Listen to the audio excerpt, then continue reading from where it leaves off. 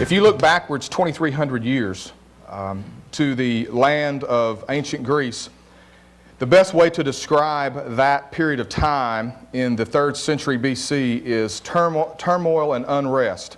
Maybe you've heard of another semi-famous person from that era. His name was Alexander the Great.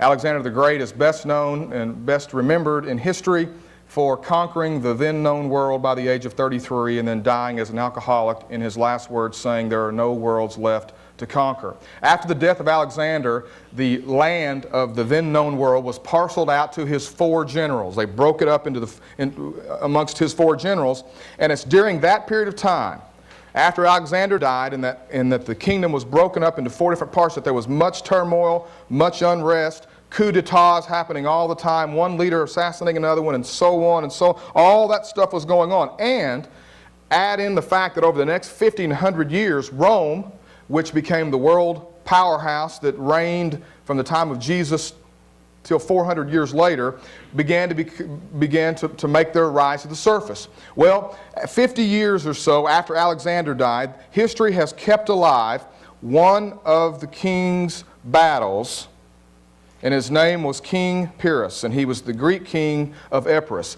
History remembers this king not so much for his victories, but for his losses. In fact, the phrase that we're going to look at today has survived because of the kind of victory that King Pyrrhic, the kinds of victories that King Pyrrhic endured. When you read about Pyrrhic, you read about a man who knew how to fight. In fact, a guy writing 300 years before Christ, basically about the art of war and how to do combat. And you got to think these are ancient times with no modern weapons and everything's hand to hand and all of these different things. He was an expert. In fact, many of his writings were praised hundreds of years after he had already died. But there is one battle that is best remembered, and it's the one series of battles, I should say, that are remembered in this phrase that we're looking at today. King Pyrrhic sailed from Greece to the southern tip of Italy with 25,000 men and 20 elephants, fighting elephants. Now, the Romans had never seen fighting elephants, and it freaked their horses out.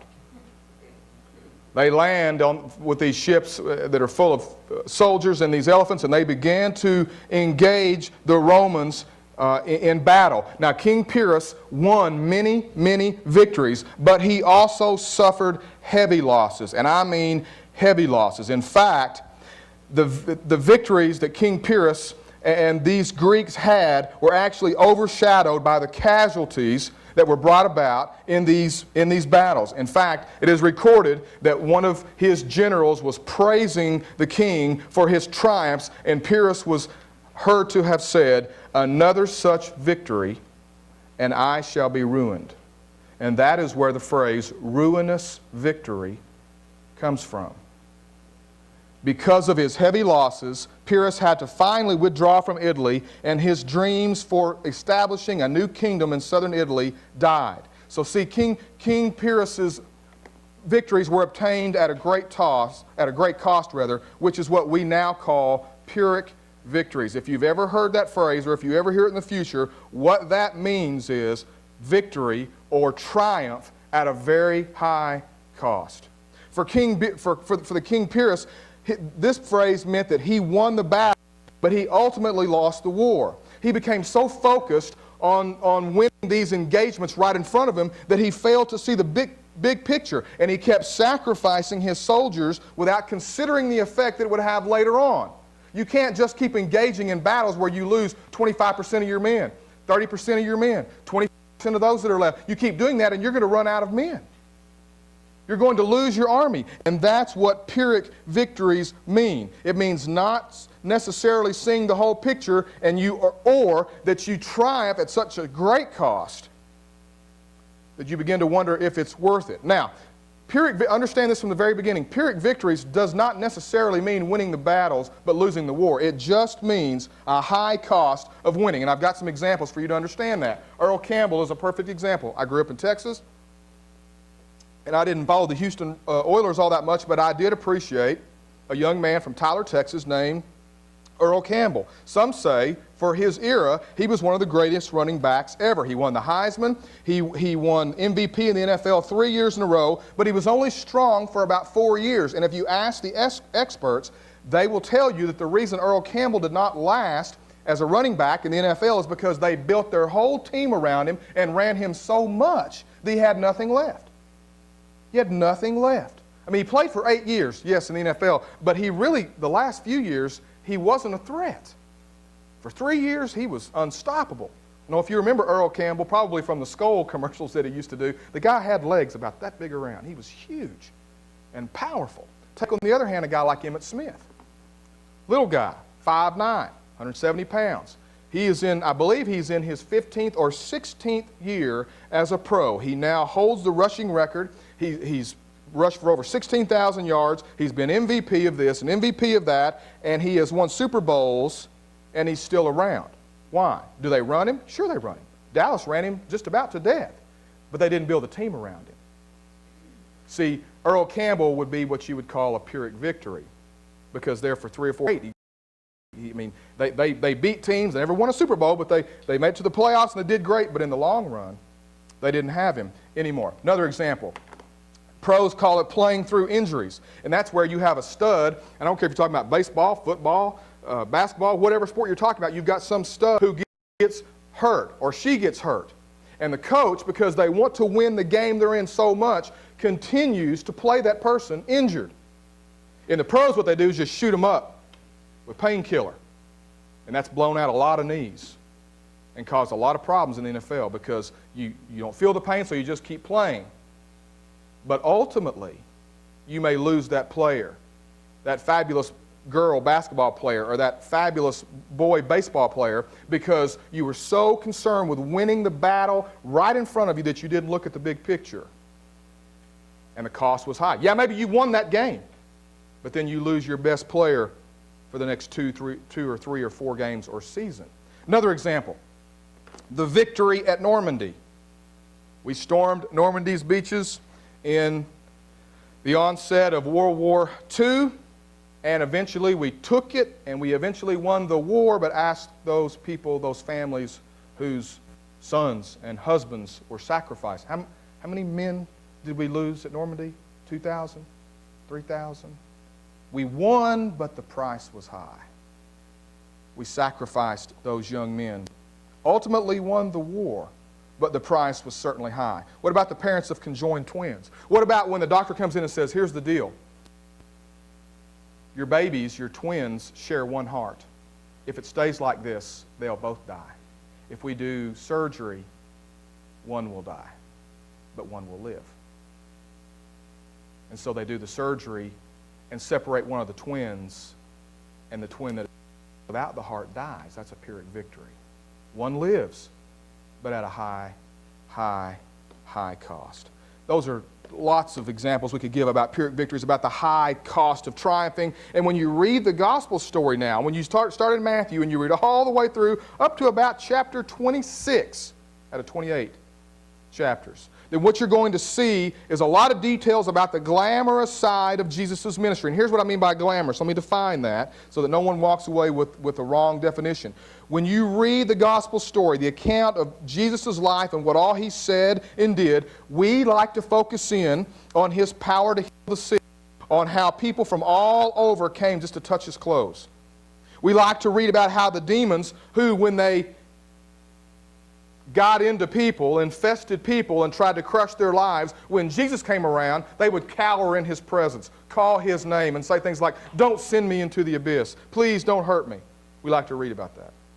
We like the sermons that he preached because they focused on compassion for the weak and the poor. We like the stories of how he had velvet gloves with certain people. I personally marvel and smile when I hear the things that he had to say and see his authority on the page and read about how it just absolutely ticked off all the legalists. I like to read about that. That's the glamorous side of his ministry because it makes us feel safe and secure. Who would be a disciple of a guy who can raise the dead and feed thousands of people with a handful of food? I mean, who wouldn't want to do that? But the thing is, all the true power of the gospel story is revealed in the struggle and in the sacrifice. I may have skipped one here. Did I skip one? I did skip one. I beg your pardon. Your blanks should say, the true power of the gospel story is revealed in the struggle and in the sacrifice. In the struggle and the sacrifice. See, we don't often think about Jesus struggling or the outright pain or despair or other things that he suffered unless we're thinking about it right before communion. It's much better on the mind, it's much better on the emotions to think about children on his lap than it is thorns piercing his skull. Not so long ago, a group of us here and hundreds of thousands, millions of people around the world watched the movie The Passion. And I want to tell you, I was absolutely amazed at that movie. Not at the response of other people, but at my response to it. Here I am, a minister, an exegete of God's Word, getting into it to try to bring out the truths and the nuggets for you, and I had totally failed to grasp the significance of his struggle and his sacrifice. I was blown away at how I had mentally sanitized that picture. Well, Mel Gibson doesn't sanitize it. It's right out there in the open for you to see for yourself. Blood and guts and gore and cruelty. You see, when you read it on the page, you can water it down to where it doesn't seem so horrific.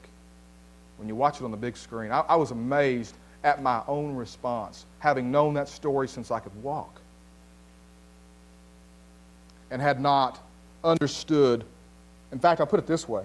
I have focused so much on his power in the gospel stories, the power of his miracles and the power of his persuasion of people, that I missed the power of restraint that he showed. Because I'll guarantee you, I couldn't have done it. Had I known I had the power to go poof, and they disintegrate into thin air, one blow with the cat of nine tails, that would have been it. I would have wasted them all with a word. See, the true power of the gospel story was in his struggle and in his sacrifice and in his restraint.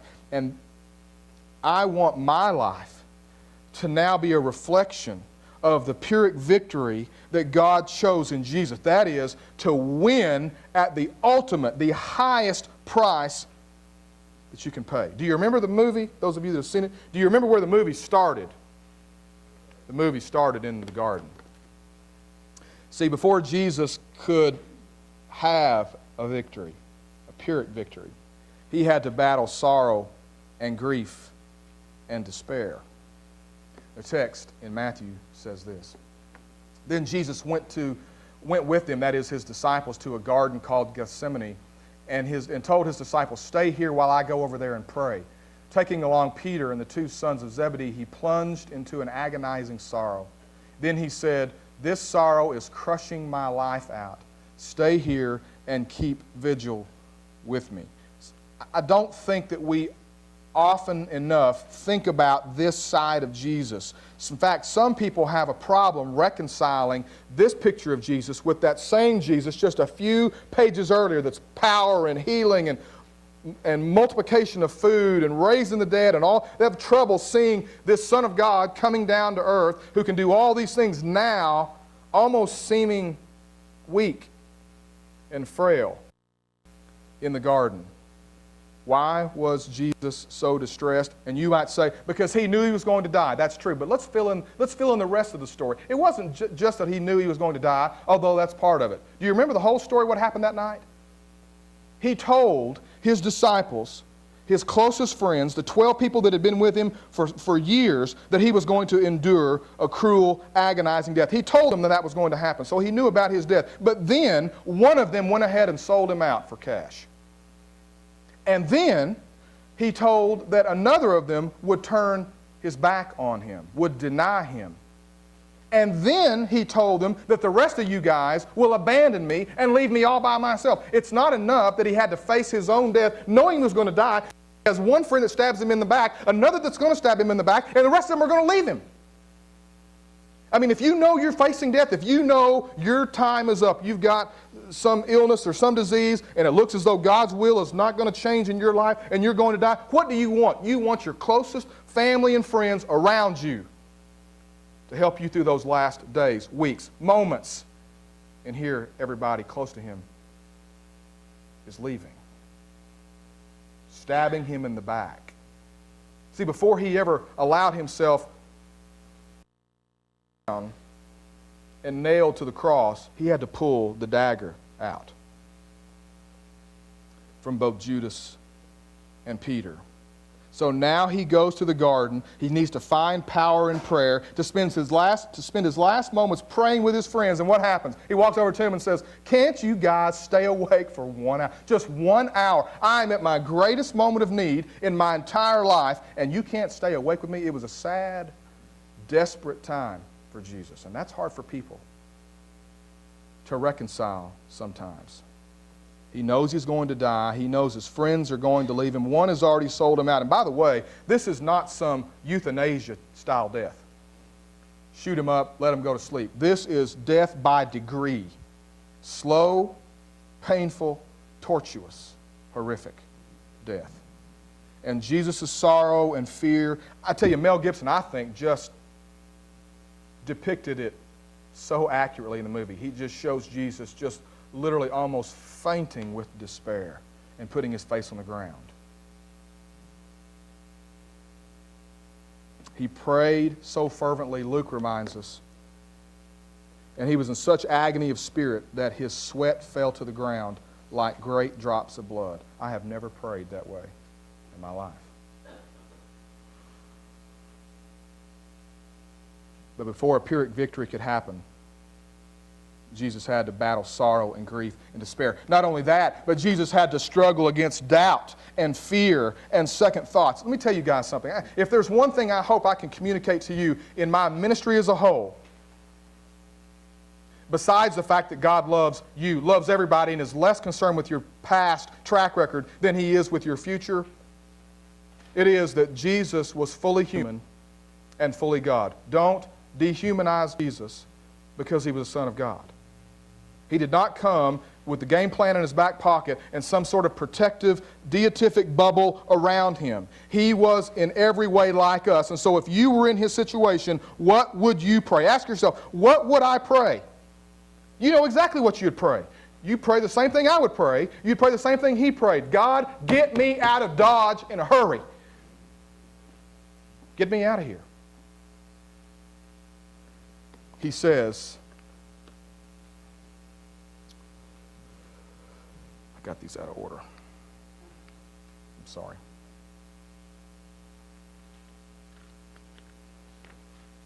I don't know what happened. I'm sorry. The passage is from Matthew 26:31. Going a little ahead, Jesus fell on his face and prayed, "My Father, if there is any way, get me out of this. If there is any way, get me out of this." For me, my opinion, in the war against Satan was not the cross. It was not his 40 days in the wilderness. It was not all of those men spitting on him and beating him to death. For me, the main struggle was right here in the garden. Right here. Once he made up his mind to die, yes, the rest of it was hard and difficult, and probably none of us could have borne it, but making up his mind, getting past the doubt, getting past the fear, getting past the second thoughts, to me, I think, was the key battle for Jesus. Jesus experienced his struggle with God, and he didn't fake it. He didn't say, "Oh, Lord, yeah, I know you sent me down here for this purpose, and I know I chose to come down here, so now I'm just ready to jump into it." He said, "Get me out of here, if it's your will." He didn't try to act tough. He simply was honest, and he shares his heart. Do you think he had second thoughts? Would you have?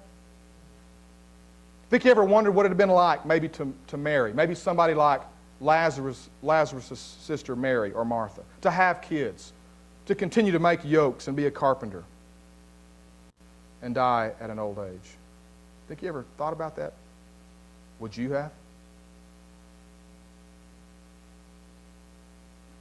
Before he could triumph, he had to wage war against doubt and fear and second thoughts. I like the way Max Lucado puts it in his book, And the Angels Were Silent.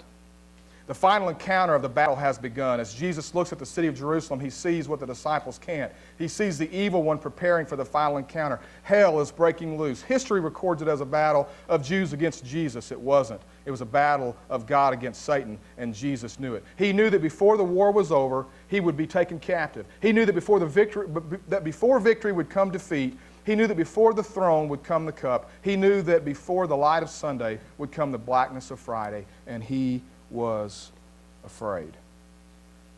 I can tell you what, I identify with somebody like that who would be afraid in the same situation if I were in the same situation, more than I would somebody who acts like they're not scared at all.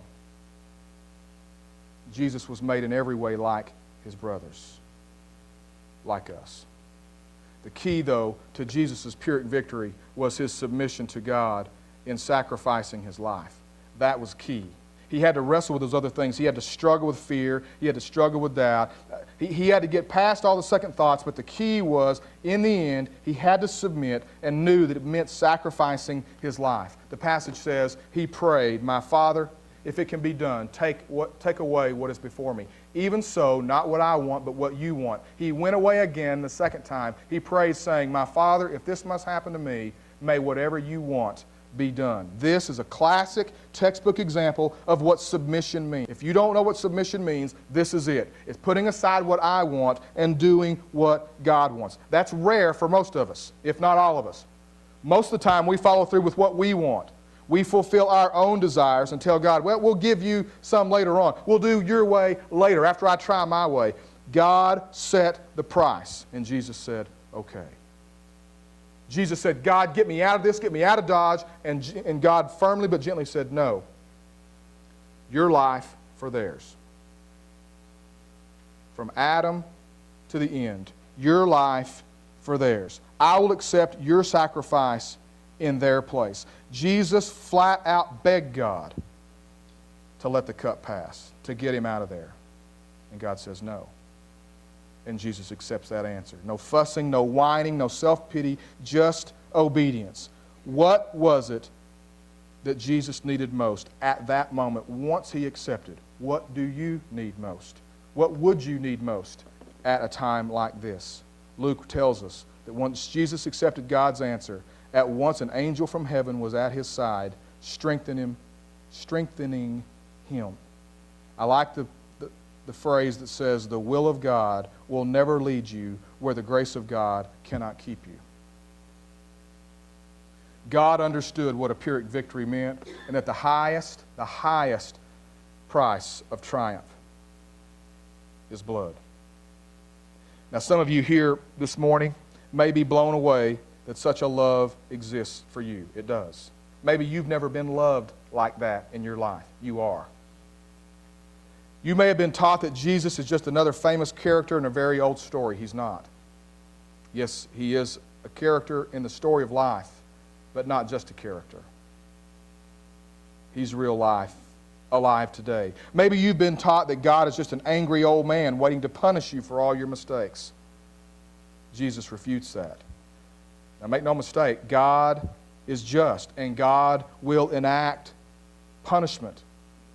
And everybody's going to have to stand before the judgment seat of God. But what you need to know is that God has already paid the highest price for your sins and mine. It was a Pyrrhic victory. He paid the highest price that can be paid to win. And our acceptance of him is not based upon our life performance or having a spot-free past. Our basis, the basis upon which we get to experience that love and that grace, is faith. So God's Pyrrhic victory depended on Jesus. How you respond to it depends on you. Jesus went through great sorrow, great struggle, but he triumphed because he submitted his life to sacrifice on our behalf, and he did it because of you. For God so... You want to read John 3:16 in a new way? Fill in your name. For God so loved John. For God so loved Debbie. For God so loved JJ. Put your name in there. For God so loved us all. And that's why He did it. If you're a Christian and you're sold out to Christ and you're secure, then you need to be reminded today and understand that your life has been bought at the highest price. So you need to treasure it and offer it back to God, because it's not yours to do with what you want. For those of you who aren't Christians today, I hope that this lesson has at least piqued your interest. That at least you'll begin to investigate and try to find out, is this true? Who's this Jesus? What's this all about? That's all we've ever asked of anybody at Crossview. Just investigate it. Just investigate the facts that are there. We're not trying to force anything down your throat. Investigate it for yourself, but make a decision once you investigate.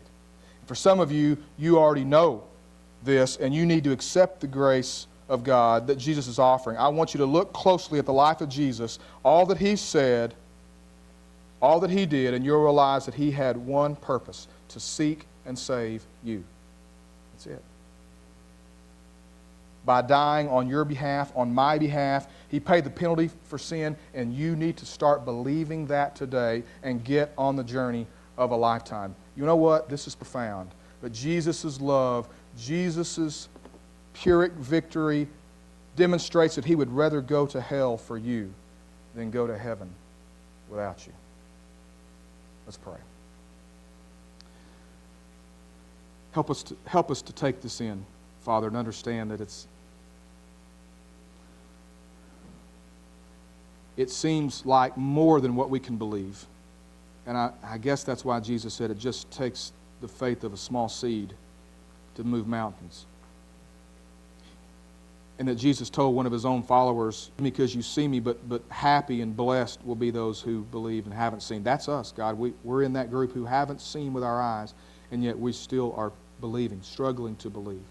Strengthen that today. And God, there may be somebody here today who needs to accept Christ and start their journey as a disciple today.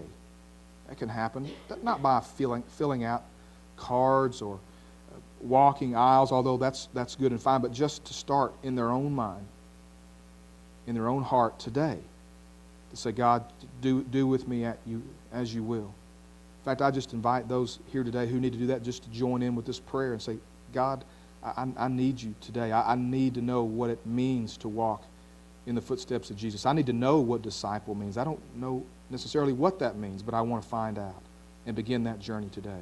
We don't claim to have the answers at this body. We just claim to worship the one who's perfect and who has all of life's answers, even though we don't always understand them or look for them. Your doors are always open to anyone who would come, Father. We understand that. So I pray that you would now, by your Spirit, prompt those and prick those and stick those in the heart, all of us, who need to be moved forward to that place of belief and trust. Make it happen today. Only you can do it. In Jesus' name.